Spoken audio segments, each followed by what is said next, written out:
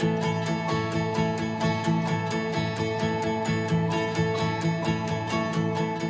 everyone, and welcome to this week's Midweek Moment. One of the things that we talk a lot about here at PASNAZ is what it means to be a missional people. In fact, our mission statement is seek to know Christ and join him on mission in our local and global neighborhoods. And in that, we are seeking to be imitators of Jesus and the ways that we are formed and engage one another, and the ways that we are a holy, countercultural people, and also in the ways that we are engaging our local and our global neighborhoods. And when I got here to PASNAZ, one of the things that I really began to pray was, Lord, help us to continue to lean in and imagine and reimagine our missional posture in our local and in our global neighborhoods, and what it means to engage the world and join Christ on the work that he is already doing. And so I'm so excited to have here with me today Doctors Greg and Christina Miller, who are missionaries all the way from Malawi, and they are here for the next 5 months here at PASNAZ, and I am so honored to be interviewing them today. They are both doctors. Greg is a graduate from Nazarene Theological Seminary with an MA in theology, and then from Fuller Theological Seminary with a PhD in historical theology. And then we also have Dr. Christina Miller here, who is a graduate from UCLA Medical School, and then also some master's degrees in family medicine and in preventative medicine in Loma Linda. And over the last 2 years, the two of you have been serving boots on the ground in Malawi. And one of the things that you've been doing is you've been moving in slowly, listening to the culture and learning the culture. And also you've been quite busy. And you'll be returning in 5 months. Under Nazarenes in volunteer service. Sometimes it's referred to as Mission Corps, but you'll be volunteer Nazarene missionaries there in Malawi. And you'll be serving there, working on some public health matters. And Greg, you are teaching systematic theology there in the Nazarene College. And we are so excited to have you here with us over the next 5 months, and we're going to talk about that. But I would love for you just to share your journey into missions. Yeah, so God really called me strongly into missions as I was finishing up high school in San Diego. And I started Point Loma as a pre-med major because God had made it pretty clear that I was supposed to become a medical missionary. And no one in my family had ever been a doctor, really gone into medicine. So it was kind of an understanding that if he kept opening doors for being a doctor, then I would become a missionary doctor. And 15 years ago, when I really felt that calling strongly and started Point Loma, was the same year that I met Greg. Yeah, and when I was at Point Loma, I got a call into ministry, not so much as a pastor or even as a missionary, but as a teacher within the church. So I was hoping to teach at some kind of college. And so I continued my training for our education for the next 10, 12 years, however long that took. And it wasn't later till I started to think about or got back together with Christina. 7 years later, we reconnected and began dating. I very much knew from the outset that she wanted to be a missionary. And so that was not even an option to begin dating her unless that was something I felt called to do. So that was a point of prayer. Wow, that's a big commitment and so beautiful. And you can see just already, I've spent some time with the two of you in the ways that it is just a beautiful picture of what it means to be co-laborers together. And it is beautiful, and thanks for sharing some of that. And the two of you have a little bit of history with First Church of the Nazarene of Pasadena, or as we affectionately call PASNAZ. Can you share a little bit about that history?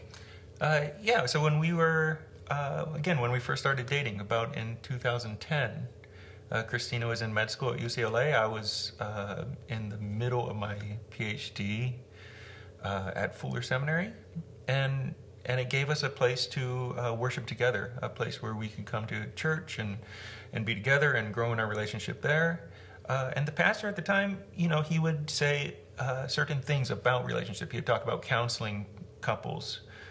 And one of the questions he would ask couples before they got married is, how does your relationship further the kingdom of heaven?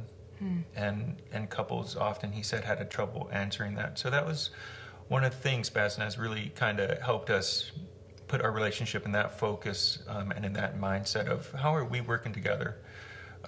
What can we do better together that we could not do separately? Yeah, and I would even say that, I thought that I was going to be a single woman missionary. No guy was going to hold me back. So even when dating Greg, we had never really thought too deeply about marriage. And it was really, my last year of medical school, I was at the Nazarene Hospital in Kujip, and I really just got a vision for how we as a couple could do more together than we could individually. And I think that was really where I went from being pretty resistant to marriage to really being ready to go all in. And it's been amazing what God has shown us through that. Even during residency, we were able to run a compassion center together and to establish a free clinic out in San Bernardino. And that was really our training ground and our first missions together with Greg doing more the teaching and pastoral and some administrative side of things, and me doing more the medical side of things. Wow, so beautiful. And even over the last 2 years, the two of you have tuned in to Pasnaz. I remember you saying that Scott Daniel's sermons really blessed you while you were there. Sometimes when you're in the middle of sub-Saharan Africa, you can use some good teaching. Absolutely. And sometimes when Greg is asked to preach, he'll listen to one of those old Pasnaz sermons before he drafts his own sermon. Wow. We let Scott know that we're... Yes. Love that. Beautiful. Well, I got to sit with the two of you last week, and one of the things that struck me is I never thought I would get so excited about public health. Christina, when you talk about public health, specifically in Malawi and the impact in local villages, my heart started to beat with excitement. And one of the things that we talk about around here at Pasnaz is what it means to not only lean into the missional imagination of the triune God, but also to have some really God-sized dreams. Because sometimes through our just human understanding, we shrink back, and God tends to have bigger dreams. And when you talked, I couldn't help but think, this is a woman with God-sized dreams, in particular with your heart for the villages and taking some ownership in how they can be healthy. Can you share some about that? Sure. I can tell you about one pastor couple, husband and wife, that we've gotten to know and love dearly, Tokozani and Nixon and Zunga. They grew up in the city of Malawi, so they grew up a bit of a privileged lifestyle with actually running water and electricity. But they chose to move out into the village, a village called Ngwangwa, that was known for being a den of thieves, pretty much, and a dark place that people didn't want to live. And they planted 13 Nazarene churches in that area. They've become their own zone. And but not just that, they brought fresh water and wells, and Tokozani is leading a women's microfinance group that gives funding for women to start their own businesses, and she also has a passion for children. So she has a group of about 40 children that come for teaching and for a warm meal every day of the week, and on weekends that expands to about 250 children at their Children's Development Center. So they're just an amazing couple that's really bringing not only spiritual light but health to their community, and they're known far and wide for what God does through them. And so they actually have villagers, church members, non-church members, even non-Christians, lining up outside their house for prayer from about 6 a.m. to 10 p.m. most days. And when we partnered with them, when the people came for prayer, we partnered with the pastors and gave them thermometers, Tylenol, and sugar. And so now when people come for prayer, the pastors take their temperature. And if they have a high temperature, the pastors will give them Tylenol and will tell them to take the 1-hour journey to the hospital and get care. And if it's a child and the child looks dehydrated, the pastors will mix a hydration solution with the salt and the sugar and teach the parents, you should give it to this to the child at this rate as you're on the way to the hospital so that they don't die on the way. So by pairing the prayer with the Tylenol and with a spoonful of sugar, they've actually had the village chiefs come to them and say, we had 8 child deaths in our village last month, and this month we only had 2 deaths. And so we can really see that you're making a difference. So when you ask about vision, I would say that my heart for Malawi would be first of all, try to tackle those last 2 deaths. Sure. And really try to make it so that there are no victories of the devil from health or otherwise.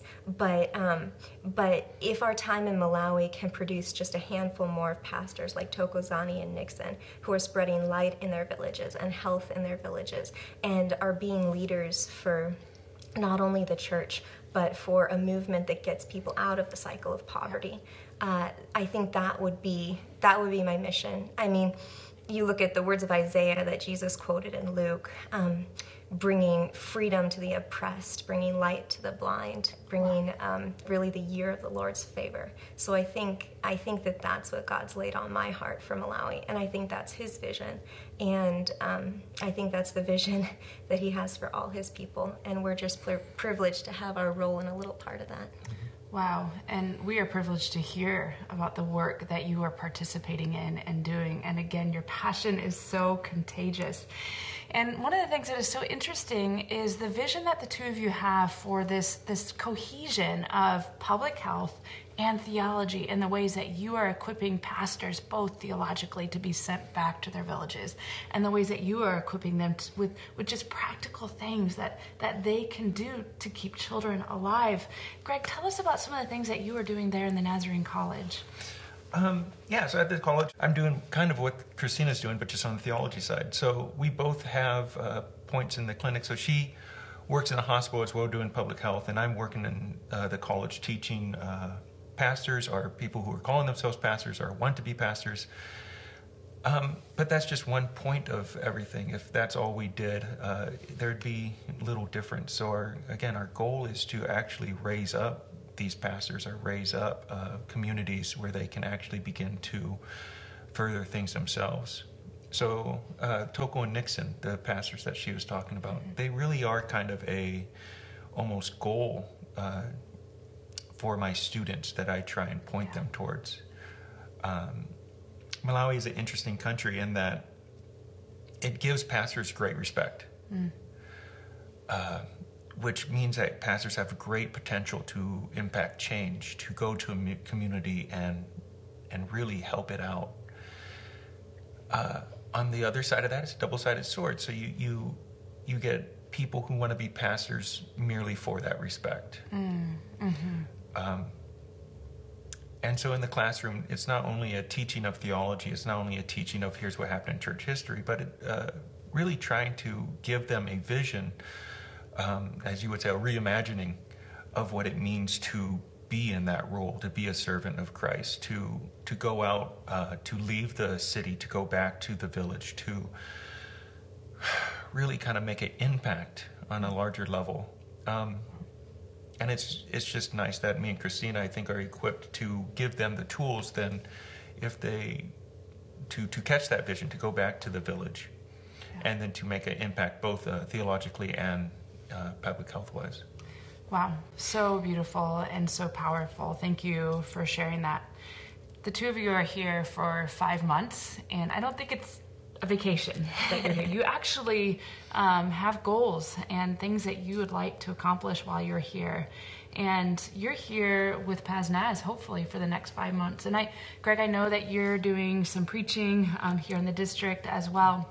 But while you are here, how can the PASNAZ family support you and come alongside of you?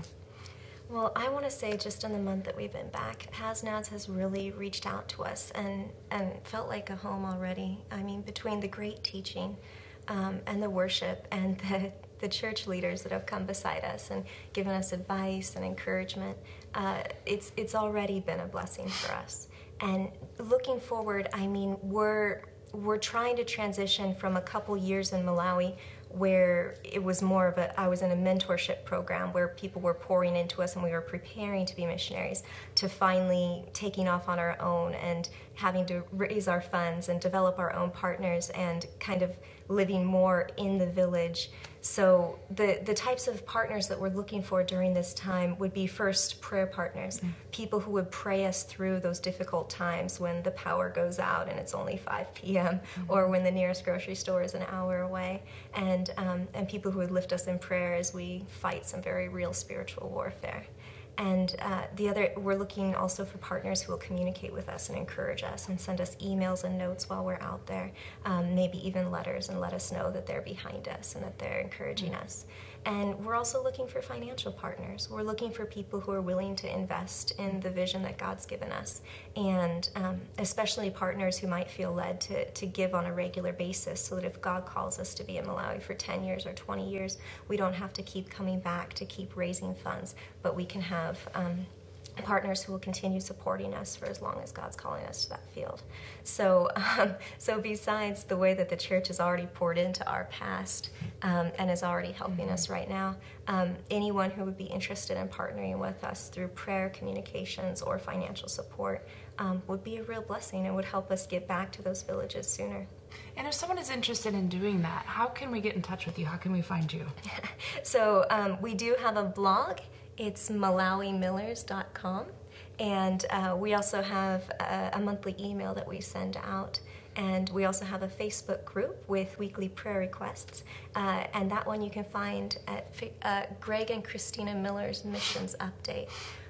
But I think it could also be a good idea maybe if they could get in touch with the office and you could connect them to us at whatever level. Absolutely, and they can find you in 8 a.m. worship as well most Sundays, and so... Wonderful. Well, thank you so much for sharing your heart with us. It was an honor, and it will be an honor to be with you and partner with you over the next 5 months and beyond. And that is all for today, for this week's Midweek Moment.